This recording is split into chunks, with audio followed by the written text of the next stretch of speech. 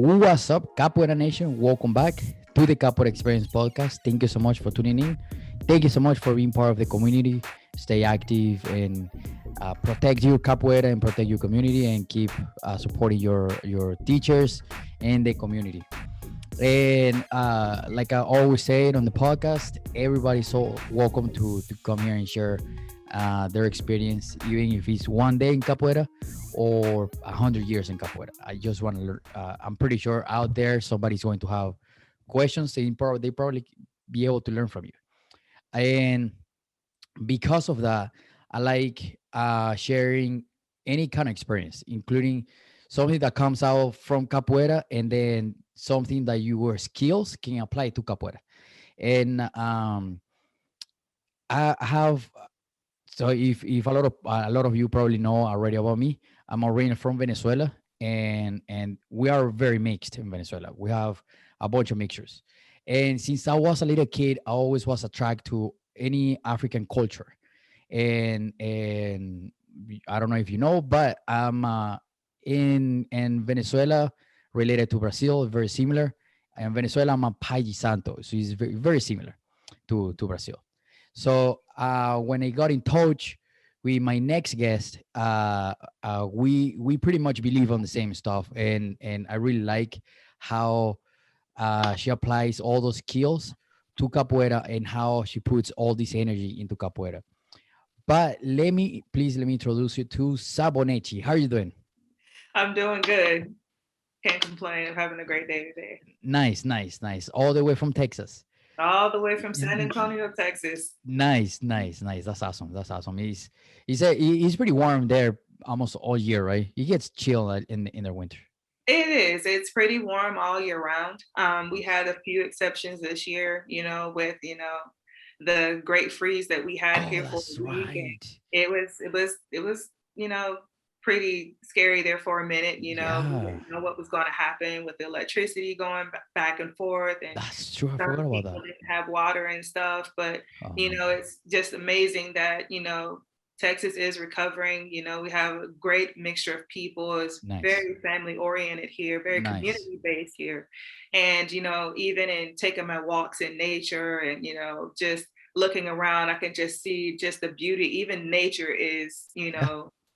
renewing itself. You can see even with the trees and the flowers, if you thought they were dead, they're coming back. Oh, so you nice. know, Even on the trees, the ends of them where you can see where they're dark and now the leaves are really light green. And you can see that even in nature, it's starting to renew itself. And it's one of the things I think is so beautiful, Nice. about nature that inspires me, in my wood crafting and, being able to blend that and appreciate, crafting, in Yeah. capoeira. Yeah, yeah. Me too. I like anything and sometimes we just see like capoeira as a body movement, but it's a type of crafting, Yeah. and because you put me, a lot of pieces together to create something that is going to be very unique. Like Yeah. every single game in the capoeira hut is going to be unique, even if you're Yeah. doing 100 years, it's going to be unique. Very And much. I like that you mentioned the good crafting, because that's why I want you to be on the podcast to talk a little bit about your skills in wood crafting and how you apply this to capoeira. But before we step into this, what is your social media so people can follow you and find the work that you do? Okay. So if you want to follow me in my my woodcrafting, you can find me at the Homemakers Crafts 15 on Nice, Instagram. If you want to follow my personal account, it's just at Miss Tiffany 38. nice. And I do a little bit of everything. The 15 is for the year I retired from the U.S. Army. Oh, And cool. from that point, I've been a homemaker. So I do a little bit of everything along with Nice. working. So that's why it's the homemakers instead Yeah, of just on the TFS like it was. that's pretty cool. That's pretty cool. And there, go follow there. I mean, it's a lot of cool stuff on that page, including beating balls, right? You make beating balls too, Yes. right? Yeah, Yes. that's so cool. That's so cool. And what kind of wood crafting do you think your favorite stuff to do? Man, that's a hard one. Of course, being a percussionist, and having appreciation for spirituality as well. Yes. Everything, I've done everything from, albes, shakeres, birimbaus, making cavasas, making baquetas. I make my own alfayas because I also am part of Grupo Latera Okay. in Austin, Texas. Our instructor, we do a lot of maracatu, a lot of Nice. Brazilian percussion. So he's from Olinda. So, shouts out to Bruno Yes. from, Olinda, Pernambuco. Nice. Um, and then, of course, being a capoeirista, all these years, working with different pieces and designing my own for different things. So I've made stands for, my panderos, things from bamboo. I was awarded a home from being a disabled vet about 3 years ago. Okay. And I only came here with the furniture from my apartment. Oh, crazy. And it was empty. Yeah. And Yeah. my son and I actually have built everything in this house ourselves. Wow. That's so Yeah. cool. That's Yes. so cool. Yeah. Woodworking has been a big part of me. So it's hard to say which part is my favorite. Yeah. But I definitely will say, definitely, the percussion and capoeira designs are my favorite because I not only, make them for myself and my son, who's also a capoeirista as well, Nice. but it's something that I get to share with the community and honor, other craftsmen who have inspired me, over the years and watching them and those I've met in, Brazil. And it's my way of giving back to the community of capoeira. Yeah. And that's how I express myself. Nice. My capoeira is in my woodworking, if that makes Nice. sense, Yeah. Yeah. Yeah. 100%. So I've, studied and researched a lot of, traditional methods of how to do a lot of different things and tried to figure out not how to replace it because we always honor, the Yeah. tradition. We always build upon that. We don't take away from that. 100%. Yeah. Yeah. And, I feel like that even in my wood crafting, I'll never say that, a method is too old or that, something is, you shouldn't do it that way. I Yeah. like to express myself in a different way from honoring how I learned it. Yeah. So I get a lot of, great gratitude from being able to make things. And then if I present it as a gift to someone, or it ends up being something that someone wants to commission me for, and just seeing their face light up, knowing that I Oh, spent man. my time Yeah. for them, knowing that this is from me to you, from my That's so heart, cool. you Yeah. know, blessed, Yeah. a Deus, orixás também. Yes. Definitely it's a big thing for me. I'm really big about honoring capoeira and giving back to the community by woodcrafting. Yeah. Yeah. I have a lot of difficulties with, I physically have not been able to play in a holder for about 2.5 years Oh, man. because I Yeah. am a disabled vet Yeah. and I have a lot of physical issues with, my back and, with migraines and a lot of other issues I've had to Yeah. deal with. And I was in and out of the holder, for years. And, I've been an athlete my whole life. So, in capoeira, you want to be in that holder and Yeah. experience, the energy and, and be with the people. And that Yeah. just broke me down because when I couldn't play, I didn't know what else to do. And Oh, then, man. Yeah. I started having, it was weird. I was really at a low point in my life.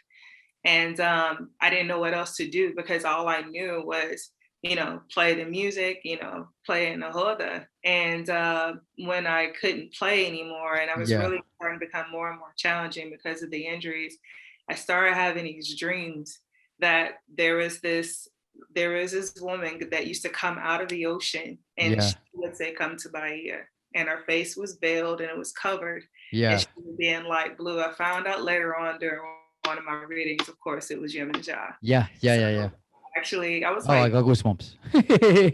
Bahia. I was like, I mean, you hear about it, you sing Yeah. about it, it's one thing before you go to sing about, Brazil and, to talk about things, but, it's like, wait, I gotta go across the water and I'm Yeah. going, Yeah. like maybe one day, not to mention, I'm taking my child with me as well. Yeah. And I finally went and, you always hear the old saying that sometimes you go somewhere else to understand yourself at home. Yeah, And 100%. Yeah. visiting Bahia was just like that. I mean, looking at Wow. all these amazing and beautiful people who look just like me, and Yeah. helped me to understand and be prideful about being a person of African descent, and Yeah. being strong, and in this culture and heritage. And I saw, of course, the capoeira and the music filling the streets, and the alegria of the And the people. cult, yeah, Yes, it's very it's welcoming, right? it is. It's Yeah. infectious. And what I went beyond that to see, especially spending a lot of time in Pelourinho, Nice. I had a lot of chance to, I started paying attention to the community that surrounded Capoeira. And I saw the wood artisans and the craftsmen, and that Oh, nice. really intrigued me. And around about that same time, after, retiring from the military, trying to figure out kind of what do I do What to do? next, Yeah. I was introduced to woodcrafting here with a nonprofit organization called Operation Comfort. Okay. And it was like a ladies' night out about 4.5 years ago. And we built a box. And I still have that box. Nice. And after they asked, who wanted to continue to come out, I was the last female standing. And Oh, so crazy. I've been going for about 4.5 years. So being a capoeirista who's a woodcrafter, and I go down, to Bahia, and I start paying attention. Of course, things made of wood and things made of, natural medium started standing out to me. And Yeah. then I thought about it. I was like, I don't really know too many female crafters, but even more so, I wanted to still find a way to contribute to my community in a unique way. Like Yeah. capoeira would not leave me alone. It's like, oh no, you're not walking away. There's something 100%. you do. So my son and I started attending immersion programs there. So along with studying Portuguese and studying, Nice. gastronomy, I started staying there for, a month, 2 months at a time. And I was gone every 6 months going to That's so cool. Brazil, and my son was loving it. I Um, bet. and I met and started talking to people like Mestre Lua Hasta, and Yeah. you know uh, Mestre Nanel. And Oh, in the nice. conversations, of course, they would ask me about capoeira. They would physically ask me how I was doing, because a lot of people know about the injuries and stuff I've had, and how I've struggled, in the roda, and trying to train, and only to sometimes not be able to walk when I come home. Yeah. Woodworking helped me to find another calling and another part of capoeira that I could Yeah. be part of. Yeah. And I started talking to them about woodworking and everything. And they would talk to me about little things like there's still something that you have to offer to this community, something that you can still be. It's your expression. Yeah. Honor the arts, honor what you see. And then I started studying, Mr. Pastinha, who was really into benches, and he was an artist in himself. He was a painter. He did a lot of woodworking. So a lot of, mestres and other students are actually also craftsmen. And Yeah. that's how I started getting into it and asking a lot of questions. And when I started making baquetas, I actually had the honor of actually giving one to Mestre Nanel as a gift one Christmas, and Nice. it was amazing. Kind of looked it over. It was like, yeah, Ah. It's so So, nice. to hear something like that from a legend like that, Oh, yeah. it just really touched my heart, and there would be times I would go visit him, at the Fundação, and he would have his little wooden stool and his hammer, and he's, hammering away at making bidding bows, or whether it was, stools and chairs for the studio. And when I kept seeing that, that inspired me to be a part of that. And that's what I wanted to bring to capoeira. And so that is what my capoeira Yeah. is crafting. Yeah. And I keep saying to everybody, when sometimes there's people, and including myself, a really long time ago, we are like, oh, I'm just doing I don't feel like doing capoeira because my knee hurt, or my shoulder hurt, or I got a headache or something like that.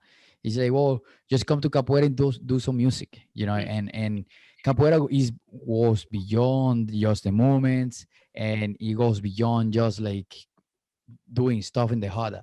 Even Absolutely. just clapping, you are going to add something to the harder. Absolutely. Yeah.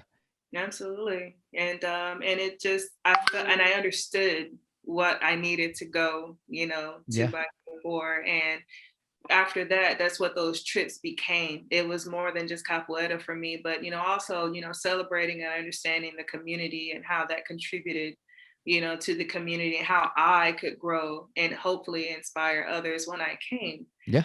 So when I came back, I used to have a studio with, the group that I'm in now. It's Capoeira Luanda in San Antonio. So I'm in the same group as Audible. Yeah. Yeah. Yeah. And, Yeah. great, awesome, person himself. He's learning a lot himself, and he's doing amazing with, his So nice. practice. But my studio used to be right behind Luanda before I moved it to my garage at my home. And, every day I would go woodwork while they were at the studio. And, one of the things that taught me so much was just the fact that if you're going to do something for people, you need to know how the people will feel about it. So Oh, first, nice. first thing I started making was benches, because I Nice. wanted to honor Mr. Pashinha in that, and the fact that he did that a lot and he had so many. And I wanted to do that. So my goal is actually, by the time I turn 50, I turn 39 next week. So Oh, nice. by the time I turn 50, I want to have made 50 capoeira benches, to donate to go in, studios all across the country, Oh, just nice. to honor that legacy. And Yeah. so far, I think I'm at 10. So I still got 40 left. So if you Nice. want a bench, get in touch with me. Nice. There you go. And baquetas, because there are so many amazing bit and bow craftsmen out there, and we have a lot of them even in Capoeira Luanda. Even Contramestre Esquilo is an amazing craftsman himself, Nice. among a million other things that he does. And I'll never forget, I would always get these bit and bows, and the one thing that I always try to figure out, I was like, man, I wish I had a different baqueta. And I was like, What if I and make my own maqueta? I made my own baqueta, just that Nice. part. And I started working on those. And one of the things I love about Contramestre Esquilo, he's such a, to me, just such a giant, when it comes to, like, do you ever think, Capoeira Luanda, or, I couldn't even walk around, Salvador too much without someone knowing who he was, Yeah. but such a humble and such an approachable person. Super nice. Yeah. And just a really awesome person. Made sure my son and I were great the first time we went on our first trip, and it was just amazing. But I remember the first time I made some, and I made them by hand, and they were different from the way I make them now. And I asked for his opinion. I'm very big on, I want, this is for the people, so I want to know what the people think. Yeah. On the floor with me. I think I had made, like, I don't know, 30 or 40, baquetas. I didn't know anything about size or fulcrum or anything like Yeah. that. And I just had a lot of pretty wood. That's all I knew. And it's straight And stick. and he sat down on the floor with me. And I think maybe like 10% of my baquetas made the cut. No. Okay, this will pass. And but I learned something from that. And and I was like, if I want to do something for the people, and I want this to be something that I want to contribute, I have to be open, I have to be humble, and I have to listen. Yeah, for sure. In the beginnings, that's what I would do. So, and I still do that. Anytime I started off making those, and I started listening to a lot of the high chords there. I mean, the leadership, at Luanda is just so amazing about facilitating us to find ourselves. And Yes. that's one of the great things that I really, really enjoy about, being in my capoeira group. And, sometimes I would hand them out, because I knew they've been playing for, I don't know, not any of them that have been playing under 15 years. Wow, that's so cool. So I just gave them all baquetas and was like, Oh, will you play nice. with these? And what I would do is just kind of stand back and watch. And Yeah, I could yeah. see and I would watch which ones would they pick up and which ones did they not pick up. Oh, nice. So you can see, like, so you Mm-hmm. start taking tips. Yeah. Yes. And I Nice. would see like how they would pick it up. You always, no, or I wish this was long. And I'm listening in the Yeah. background, not ever saying a word. And that is what made me better. It's my leadership Nice. and just listening. Then I started handing them out as gifts, as birthday gifts. And I mean, it was probably a good year and a half before I actually started selling baquetas myself. That's so cool. And Instructor Guerrero, I think you've had him on before, Yeah. as well. Capoeira Minnesota. Yeah. Yeah. That's my little brother. I love him. Nice. Yeah, I love that guy. Yeah. He gave me my first opportunity to actually sell my baquetas at his batizado, Oh, and nice. I think I made about 60. I don't remember. It was a lot of them. They were gone in like less than What? 45 minutes. Wow, that's so cool. But it took a lot of hard work, a Yeah. lot of input, a lot of everything. There's another, someone very specific, and actually, when we get into Biddenbow, who got me was, he's very quiet. You don't hear a lot about him, but Graduado Coquero is amazing when it comes to drumming, whether it's with his hands, whether it's, onomatopoeia, whether it's, Biddenbow, just amazing with drumming. And he would come in and, okay, this is what you gonna do. He's like, what you working on? He'll listen. Like, okay, try this, and just Oh, really, really nice. got me to understand, the fulcrum, how to hold the baqueta, like what you want to focus on, weight. Yeah, Um, the weight matters a lot too. yeah, researching woods, researching length. I mean, just Yeah. a lot of in depth. So, I mean, he really, really, really helped me a lot, and really started transitioning me from just baquetas to researching wood for making the Biddenbow. And, Inserto Montaña is just, like I said, is just an amazing facilitator of, Nice. his students finding themselves and, being who you're going to be, and Nice. really rounding out that village, that you can be a part of, and, finding yourself. And he's been Yeah. really supportive. I'm kind of the capoeirista. Oh, she's always over there doing something. And he's like, yeah, that's her, and Nice. so it's Nice. just really awesome. And, the leadership is just really great, you know. Yes, yes. Um, Starting from the top, I love Mr. Yelong. Mr. mhm. Yelong is one of Yeah, my Message favorites. alone is amazing. Yeah. Amazing. Super humble, super, super humble. Yes, first set of benches that I made was at the Batizado for Luanda, and it was three of them because Yeah. of the instruments that we play.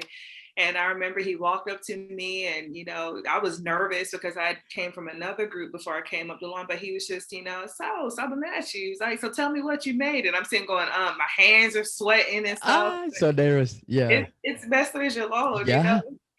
he's, Bovo, to the kings and Yes. Yes. everything. Oh man. Just When I met him in Vegas, and I know how big was his name and his popularity in the capoeira community. When I met him in LA, and then the following week I went with my wife to an event in Vegas, and I was just talking to him in the kitchen. I was like, "Wow, what is this? I'm talking to big ass name here." It is like, "Hey, what is this? Am I in a yeah. dream?" And he was so nice and so sweet, so nice and Yeah. just humble. Very much so. And, same Yeah, thing, always approachable. And I just amazed super me approachable. that before I came to the group, when I used to go to the Butchies, I was like, my son and I followed Luanda everywhere. And Nice. he always remembered my name. And, he's the one who gave my Yes. son the name he has now, which is Ganga Zumba. And it just amazed me how just, someone who knows so many people and has such a large presence in the community Yes. remembers those little things about you. And that's who 100%. he is. It's the same way. Yeah. And I Yeah. really, really appreciated him for that. And that first time, and he saw them all, and I made one specifically for him, and it has his Yeah. name on it and everything. So he'll, tell my son in a minute, go get his bench, so he can sit on it. And that just, makes me all teary eyed and just touching, because I'm like, I'm arriving. Yeah. I'm finally being able to do that, for my own method, be like, where's my chair? And it's, Yeah. something that I was able to put together and And your make energy is work. there. Yeah, and I'm like, Yeah. people are sitting on these, and history is being made. People are sitting on these, the whole that's happening, and they're right there. Yeah. So Yeah. it makes me feel just as involved as if I were playing in the whole. And Oh yeah, that's why, 100%. Yeah. woodworking for me it makes a huge difference with me. It's very therapeutic. I mean, I was at a really dark point where I felt like I couldn't do anything. I actually had issues with like memory loss from PTSD from being Oh, crazy. deployed and stuff, but Yeah. woodworking and designing, it helps me to, maintain that memory, to continue to design, and it keeps me, happy because Yeah. doing something I enjoy and I'm able to contribute something that someone else can use and, Yeah. my expression. So it means a lot to me. It really does. Yes. And Yeah. then Yeah. see the support from the community the way that it has been. I can't ask for anything else. That's so cool. That's so cool. And that's everything too. Like why I like to bring a lot of people to the podcast, because I want to highlight those positive enforcements in the community. It's so much negativity out there. Like Yeah, we need to focus on the solution, on the good yeah, stuff. And definitely. of course, not saying that we gotta ignore what is happening, but it's a different mindset when you shift everything. Okay, how we fix it, how Yeah, we move on, and yeah. that's I think it's really really cool to see how motivated you are, because the support that you get from the community, Very much that so. makes me happy. Everybody's very encouraging, and I even love the questions. I welcome, even if someone says, hey, can you fix this or try this, that makes me want to be better. Yeah, for sure. Yeah. Want to be better. And I had to learn not to really keep up with what the next person was doing and how they did something, because then it's not my expression. It's, it becomes Yes. a competition, and that's not what this is about. Yeah. Capoeira is a community art. It's about Yeah. a village. I even refer to, whenever I go to the studio for Capoeira Luana, I refer to it to the house. I'm going to the house, Nice. Oh, because nice.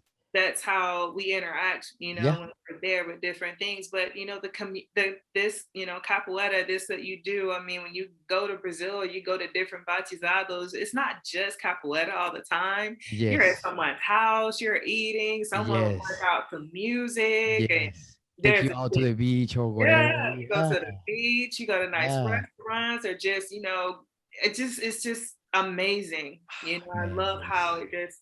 it just comes together, and I'm just trying to fit in where I Yeah. can by bringing that element, of wood crafting and, crafting different things. And I learned just as much. I mean, I've run into, different wood crafters, and, I constantly ask a lot of questions, and, I really humble myself to learning more. And it really does challenge me being a wood crafter who does, I do work with equipment, and I do work with different things, how to kind of simplify sometimes, even Yeah, how, for sure. do the process so I can pass that on to someone else. Yeah. Um, but And at and the speed too is speed up the work too. Yeah, Yeah. yes, and I mean, I can't deny who I am. I am a wood crafter, So 100% yes. I have a shop full of equipment, but Nice. So cool. that same Nice. moment that I can use a planer, to smooth out a baqueta, or I may run it through a table saw, I can turn around and use a hacksaw and use a That's so chisel. nice. You That's know, so nice. it's about I was always taught the right tool for the right job in that moment, Yeah. whatever that may be, Yeah. So if it's a power tool or a shard of glass or a razor or whatever, a piece of tape, Yeah. whatever that may be, if it Yeah. is made with good intent, because I do believe in transfer of energy while you're working on something. Because one of the Yes. things I do like sage, and I do appeal to the egg wounds and everything. I come from a family of crafters and masons and stuff as Oh, well. cool. So I channel that ancestral Yeah. energy, everything, and ask for acceptance, and I burn sage and stuff over things that I make before I give Yes. them to people, Nice.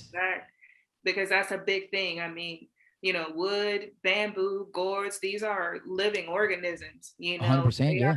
they're They still, come from nature. yeah, they're Yeah. parts of nature, and so are we.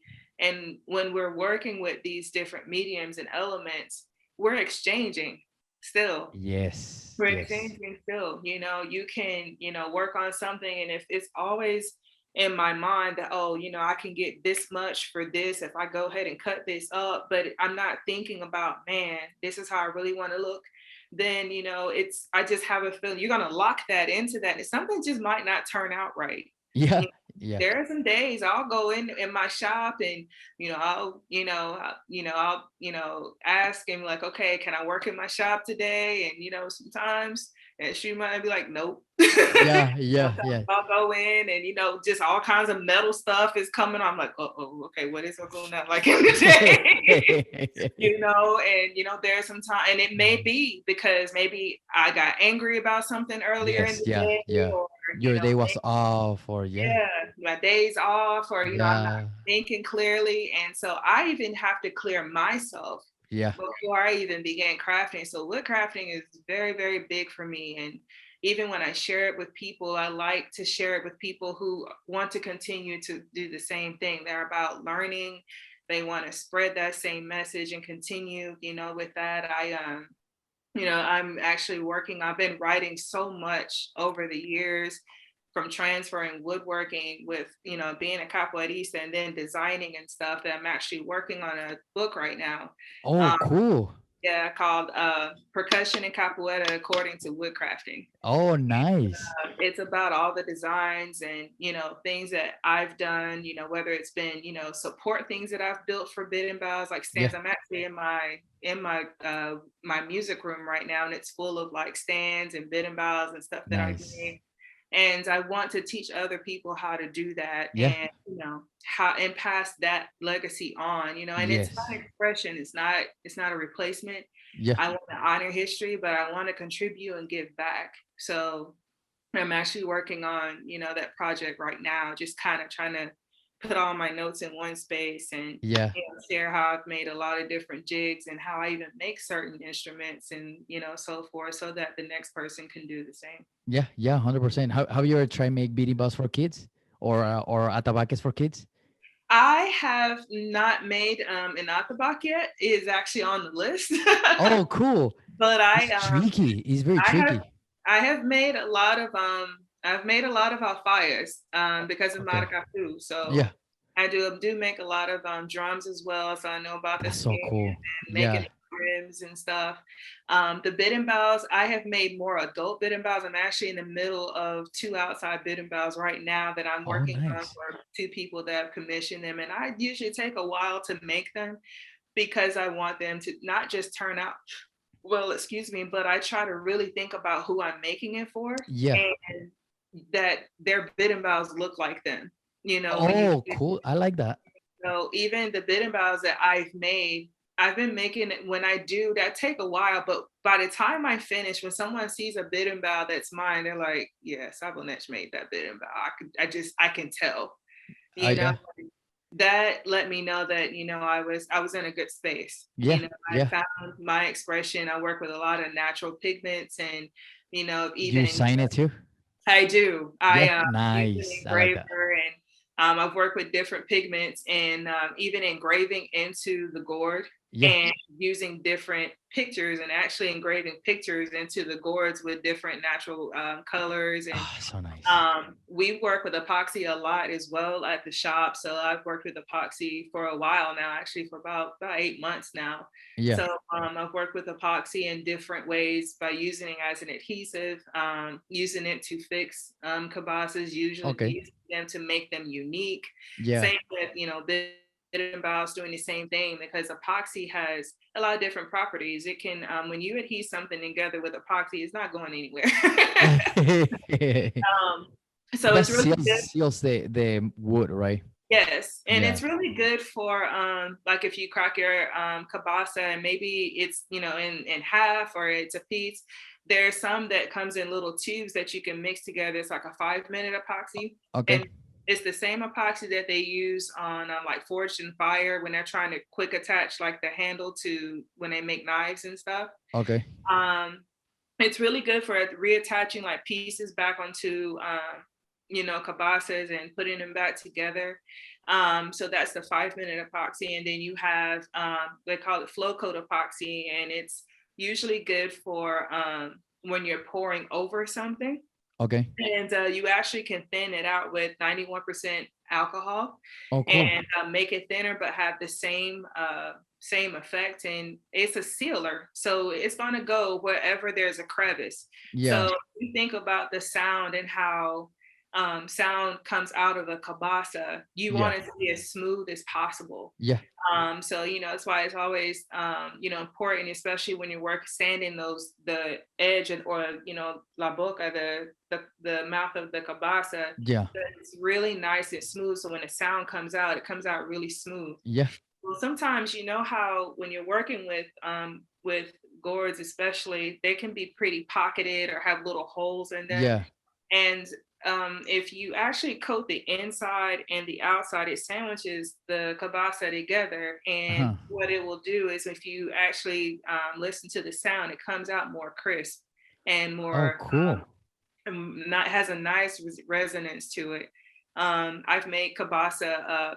I was messing around with kielbasas, and I actually made one for my phone to sit in, and it's actually a Oh, I good saw that one. I saw that one. resonator. Yeah, Yeah.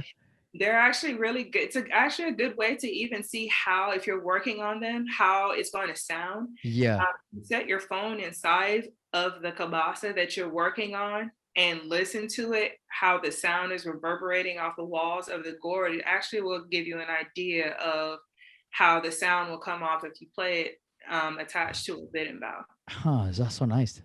I Hmm. didn't. I never thought about it. Yeah. Yeah, because I mean, you use the phone Hmm. to the sound. Yeah, that makes a lot of sense. Okay, Yeah. I'm gonna do that.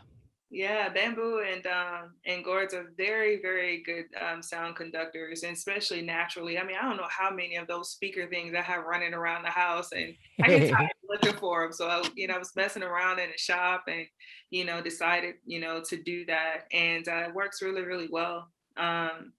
With making bid and bows, a lot of the times what I'll do, sometimes I'll make the kielbasa first, Yeah. and then I'll work on the bid and bow. And you know, one of the funny things Mr. Lilhasta told me one time when I went to go see him, we were talking about, woodworking and making different things, because he makes some amazing, amazing percussion instruments. Yes. And he works with a little card table and a little knife and a spoon.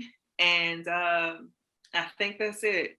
And Wow. To make even to for atabakis.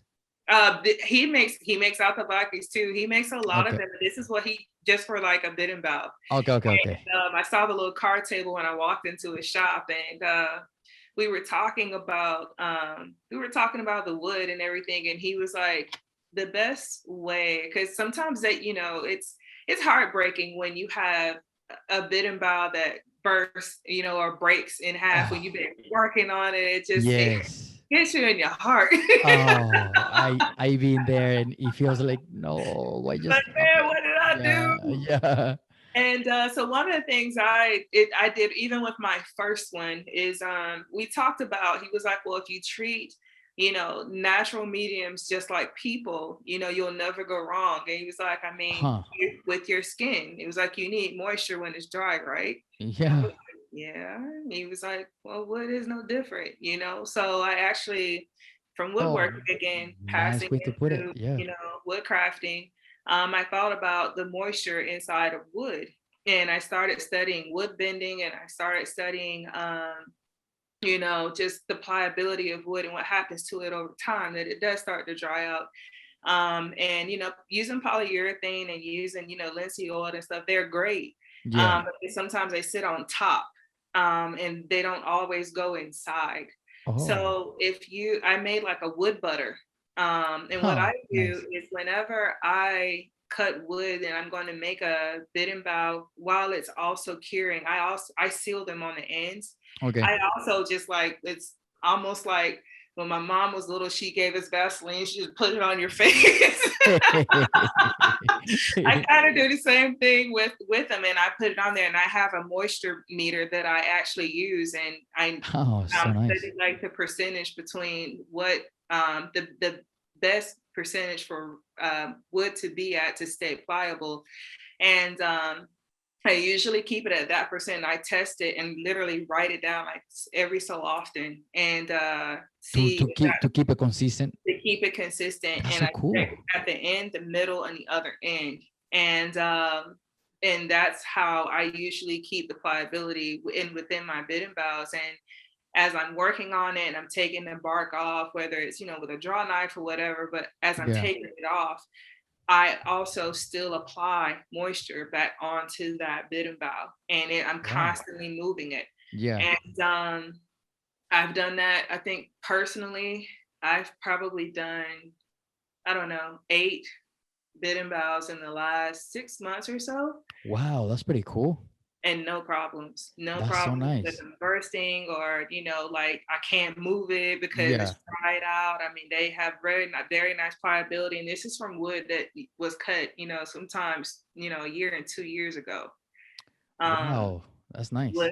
wood is just like us. Yeah. It needs moisture. If you think about after a rainstorm, or like I said, I love nature and just what it stands for in the arts. But if you think about a tree, um, when it rains and it's had nice moisture, especially softwoods, they bend over and they have the nicest arch, and they'll stay like that, but they Huh. don't break for a Y- long time. Yeah. And then when it's really dry, it stands straight up.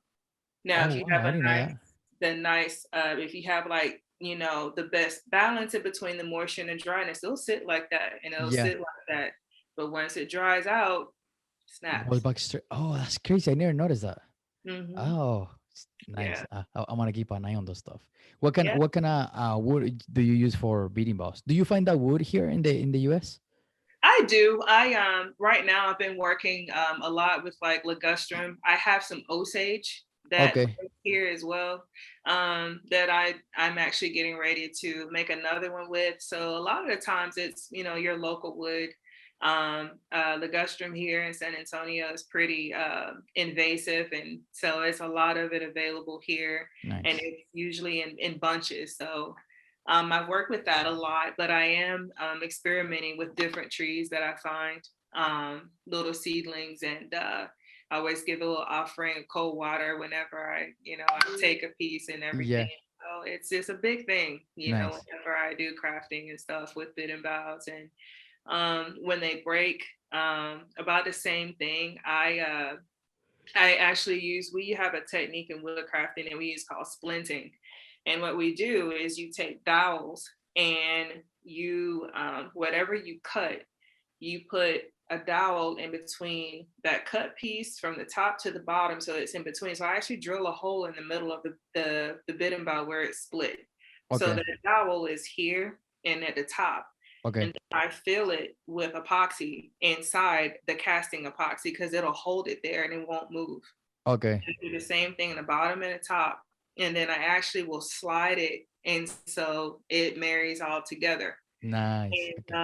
then I'll take jute, or whether it's hemp, and I'll wrap it, and then um I will put the arami on it, but I don't tighten it as much, just enough to just put it on there.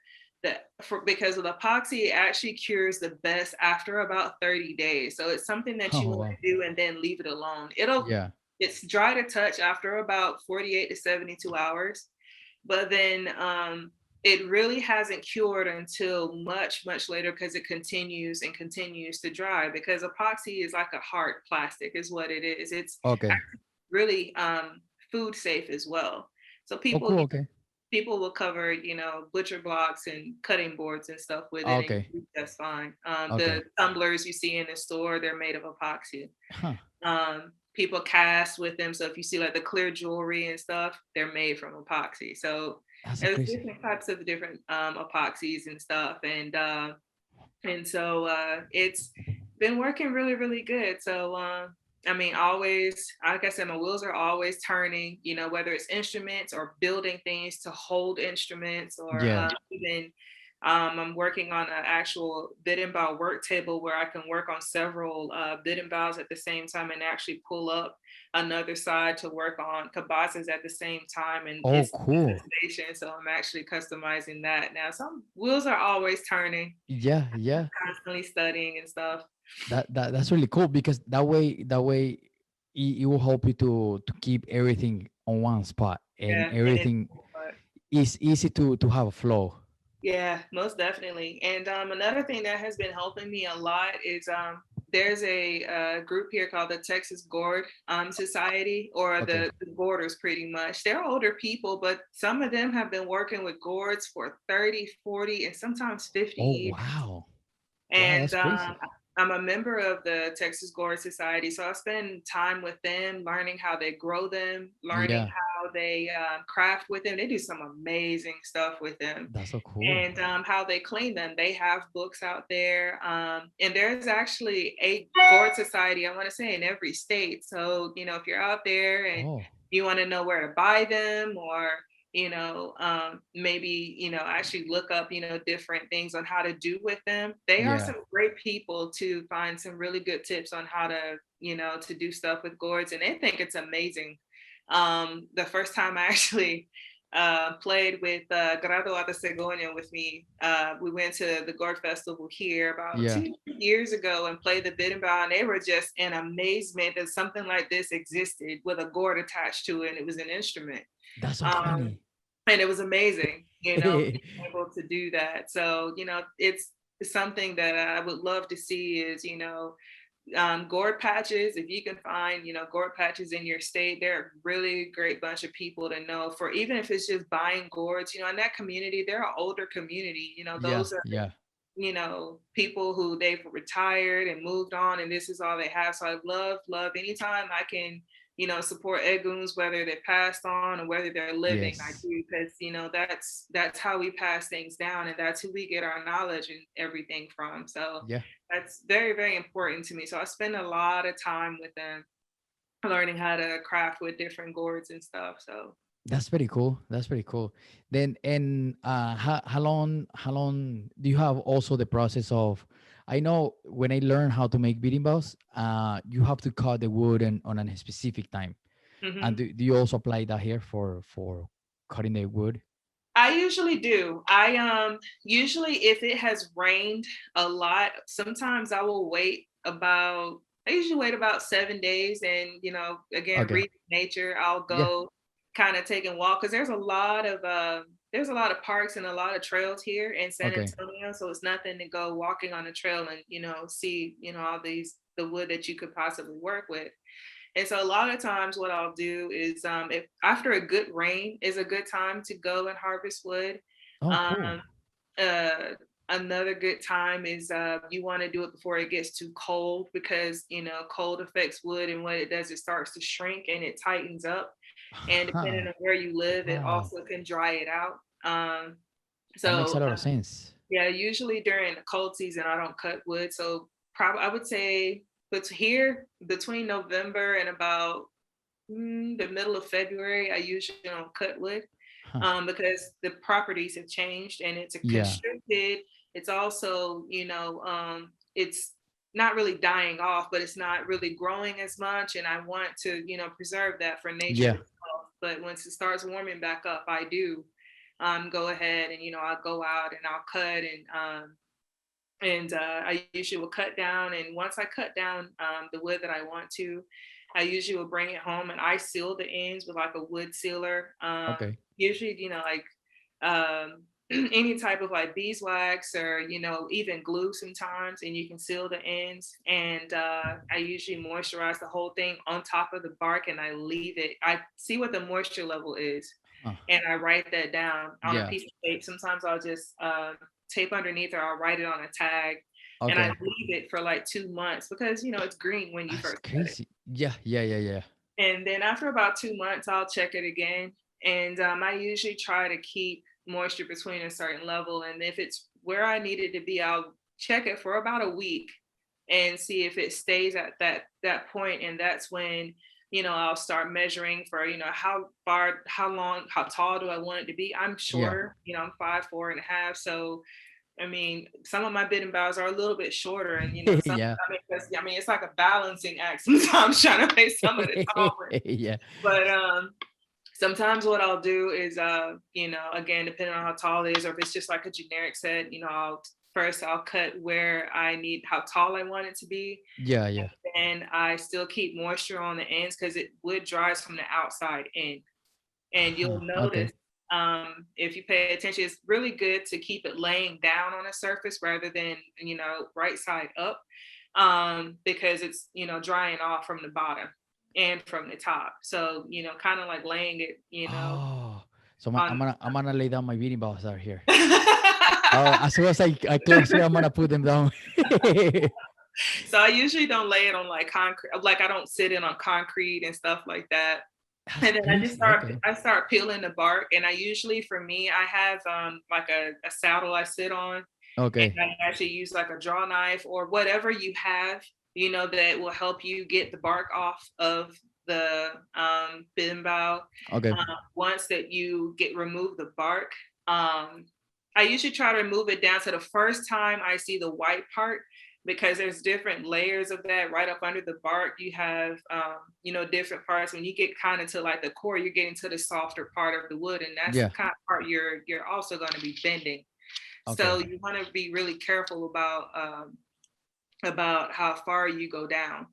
Okay. Um, so I'll remove it down to the first time I see it and add moisture, and then I'll start, really kind of sanding it to try to get it to an even sheen. And if you can tell when you've it's starting to smooth, because it'll start looking shiny. Okay. That's how you Okay. know that you've really gotten to a good shine. And feel it with your hands. I look with my hands, so I feel with my Yeah. hands a lot, and I can feel, and you'll feel the lumps. You can feel kind of where bark is left over, and just kind Well, of do being you need to apply a little more yeah, work? yeah, most definitely. When it's smooth, then I do apply, and I leave it alone for a few days. I'm constantly applying moisture to it. And, and then after that, I'll decide from that point, am I going to use color? And, sometimes I like to try to stay to more natural colors. So I'll use, That's gray what and, Billy must rust like. colors. Yeah. And, the yellow colors, like the rust colors. I try to stay to kind of those colors. Yeah. I do have one bit about called that I call Gunsmoke. That Guns, but that's nice. it literally, that's what it looks like. So Oh, crazy. it's this one. Is that how it came out? Yeah. So Oh, this wow. one is actually like a dark brown, but this is like a smoky gray. And when I call this one Gunsmoke because that's the type of stain this is. And That's so the nice. gray I just like. complemented it really well. It And looks it like you painted it. and that's That's just so paint. cool. Yeah. And I love trying to bring out the Yeah. natural tones that are in wood Yeah. whenever I work with it. So a lot of the times if I do stain or do something, I'm really going to try to bring out that grain and stuff Yeah. I really apply it. So I really love to let nature shine on itself. I mean, wood can be very, very beautiful. I love the wood color. That's why Yeah. I was thinking on like painting or like putting like varnish on this sign in the back. Mhm. And I'm like, no, I'm just gonna leave it like that. Just like the natural, the organic Yeah. color. Yeah, I have one called a thabu, which is knotted, and like running up the spine of the biddenbow, it looks like a bunch of knots running up, but the kabasa is like a dark brown and maroon color, Yeah. but it's more of like a natural taint and Nice. tint to it. So I really try to, still honor that natural color to it, so it stands out, but at the same time, it's like, oh, okay, that's nice, that's different. Yeah. Yeah. Yeah. For I sure. really feel that. Yeah. How long have you been working on beating boss? I have probably been working on bid bows for about, I would say probably about 2 years. Oh, cool. I Okay. focused in the beginning about like on, mostly like small woodworking and like other percussion instruments at first. And then I went into bid bow, like I said, Coquero worked with me a lot with understanding, a Yeah. lot about how tall it is, and with the baqueta and in reference to the, berimbau itself, like what it needed to, be, and, some recommendations on colors and stuff. And I just kind of took it and kind of went from there. I mean, my wood instructor, he loves it. I come to him with a lot of, unique ideas if I Yeah. have. And he's like, you must be doing it for that capoeira stuff. I'm like, yeah. So How you they know? don't know what capoeira is, but they live vicariously through the crazy ideas I come to the wood shop with. So Nice. Nice. That's the best part, that they also enjoy all the crafting, even if you know something that they don't know. That's pretty cool. Yeah, because it's different for them. And, Yeah, for them, it's just about, for me, they want me to be proactive and just yeah, really enjoy myself. And I do. And they understand why I do it. They're veterans as well. So, nice. it's veterans helping veterans. And I mean, they've really helped me to be, great people. And like I said, I get a lot of support from, Luanda and people Yeah, that I come across that really so helped cool. me That's stay pretty cool. encouraged. I mean, I really forget sometimes really that I'm a female wood crafter. It's Yeah, just I just craft, yeah, and it's yeah, something that I want to do for the community because people have been that open, yeah, you know. 100%. Yeah, yeah. Yeah. And for people out there, how much you sell those beanie balls? I usually, for me, because I include the baqueta, the Caxixi, and the biddenbao as well. I usually do mine for about 115. Okay, cool, cool, nice, nice. So if you want beanie balls, just make sure you hit her up and order your beanie balls. Those beanie balls looks nice, and yeah, you also and the sound too because you have a beanie ball. I remember I watched one of your videos playing the beanie ball. Yeah, It sounds really nice. thank you. That's really really nice. Yeah, yeah, and any I I guess I can say transmutate the the energy that you put into the beating ball and the caring that the you actually care how the beating ball is gonna look like, how it's gonna sound like, and that pass along through the sound. You know, do you Yeah, have well, do you have one there that you can play? let's see. I think I have one that I probably can string up. I Yeah, think it's yeah, for sure. To before we close it. yeah. So if you have the chance to go there, check her out and talk to her about your beating balls, how you like it, how you would like to see a beating ball, what kind of beating ball, gunga medio viola, and she's going to take care of you and going to take care of your beating ball. I'm pretty sure you're gonna like them. That beating ball looks really nice.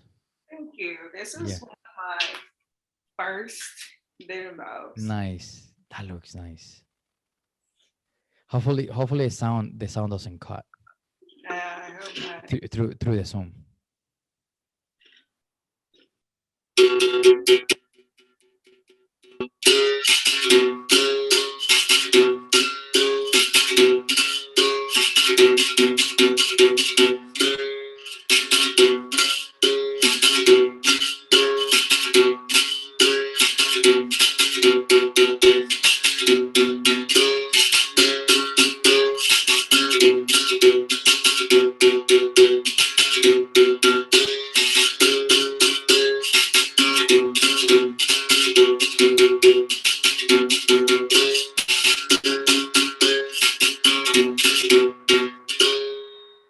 Nice. Oh man, that's so nice. That's really cool. You made the entire beating bar, right? Yes. That's so cool. That's so cool. So what I did, Man, that cabasa.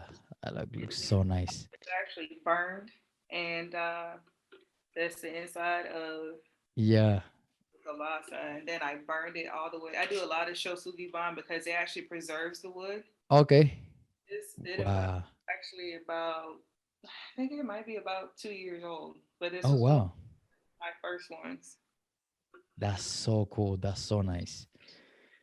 That's so nice. And uh the people can contact you through social media to order beating balls or order any woodcraft.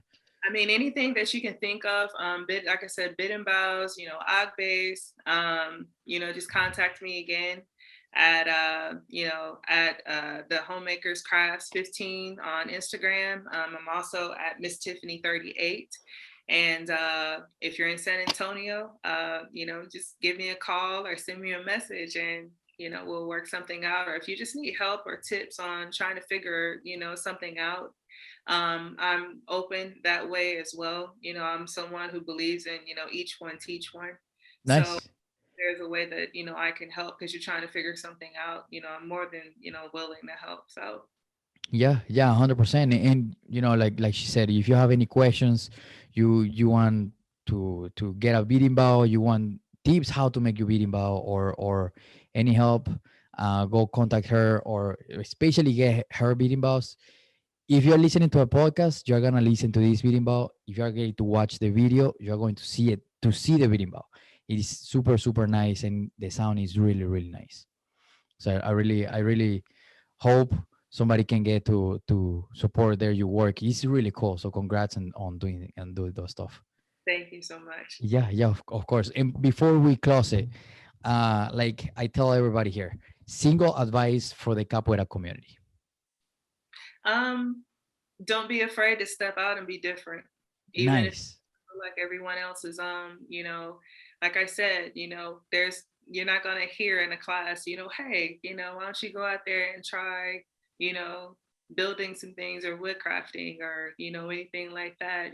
Don't be afraid to stand out. Be yourself. Whatever ideas you have, the only bad idea is the one you don't try.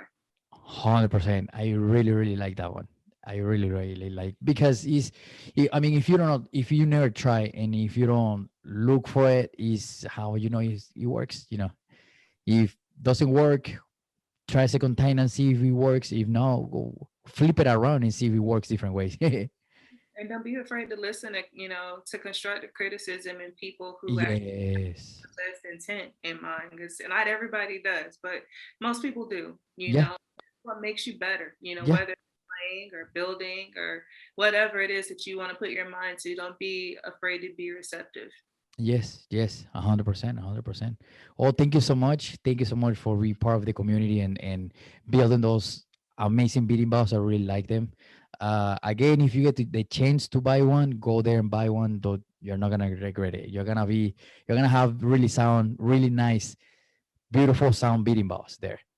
So thank you so much for putting the work and having putting the energy and the effort and crafting those beating balls. Great job on those stuff. Thank you, Ashe. Thank you for having me. And Always.